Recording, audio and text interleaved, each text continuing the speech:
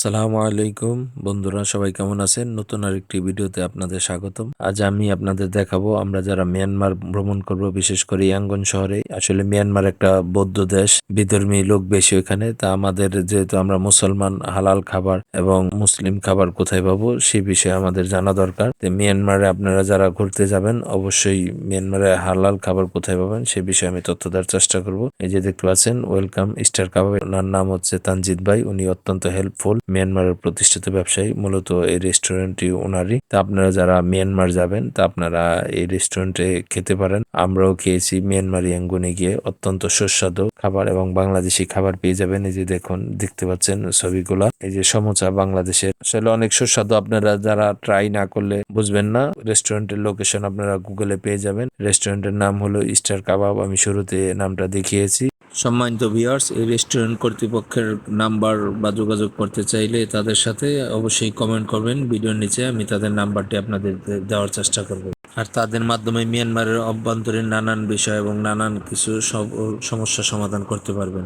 এই যে দেখুন, তাদের পরিবেশটাও অত্যন্ত সুন্দর, ন্যাচারাল। যাই হোক, এই যে দেখুন ওনাদের খাবারের মেনুগুলো, তবে ভিতরের পরিবেশটাও অত্যন্ত সুন্দর করে ওনারা ডেকোরেশনটা সাজিয়েছে। প্রাকৃতিক ন্যাচারাল পরিবেশ। এই যে উনি হলো এই রেস্টুরেন্টের শেফ, অত্যন্ত খুব ভালো খাবার রান্না করে। চলুন তাহলে আমরা ধীরে ধীরে উপরে যাই। আসলে রেস্টুরেন্টটা মূলত দোতলা। এই যে এটা হলো উপরে যাওয়ার সিঁড়ি। এখানেও খাবারের মেনু বা কিছু ছবি দেওয়া আছে খাবারের। এই খাবারগুলো এখানে পাবেন। আসলে মিয়ানমার সিঁড়িগুলো অনেক খাড়া, প্রচন্ড খাড়া। আপনারা যারা মিয়ানমার ভ্রমণ করবেন অবশ্যই কেয়ারফুল থাকবেন এই সিঁড়ির গুলার ক্ষেত্রে, যাতে আপনারা হোঁচট না খান। এই যে দেখতে পাচ্ছেন উপরের দৃশ্যগুলাও খুবই সুন্দর। আসলে ওনাদের মাধ্যমে, ওনাদের সাথে যোগাযোগ করলে আপনাদের মিয়ানমারের ভ্রমণটা অনেক সহজ হয়ে যাবে।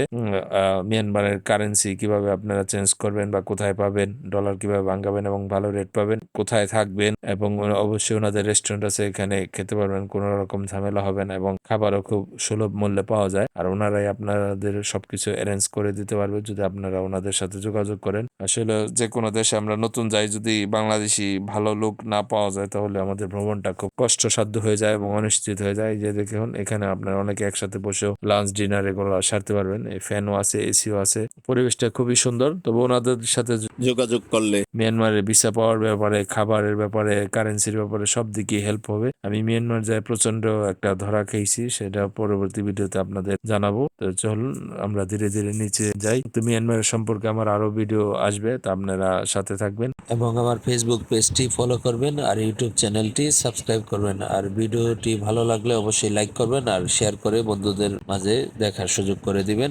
আর কোনো কিছু জানার থাকলে অবশ্যই কমেন্ট করবেন। আর অবশ্যই মিয়ানমার গেলে এই হালাল রেস্টুরেন্ট স্টার কাবাব এখানে আপনারা খাবেন। এটা আপনারা গুগলে সার্চ করলেও পেয়ে যাবেন। এটা একবারে ডাউন টাউনের কাছেই অবস্থিত এবং এটার পাশে মসজিদও আছে। তো ধন্যবাদ সবাইকে, ভালো থাকবেন, সুস্থ থাকবেন, আল্লাহ হাফিজ।